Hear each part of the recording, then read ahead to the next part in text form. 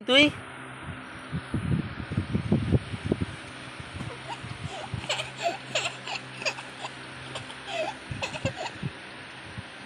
আবার বললি তুই বাজে কথা বলছিস আর বলবি হ্যাঁ যা ওখানে গিয়ে শুয়ে পড় যা না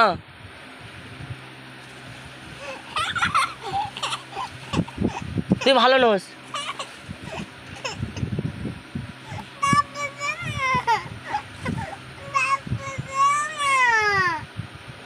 তুই আর বাজে কথা বলবি হ্যাঁ তুই খালি বাজে কথা বলিস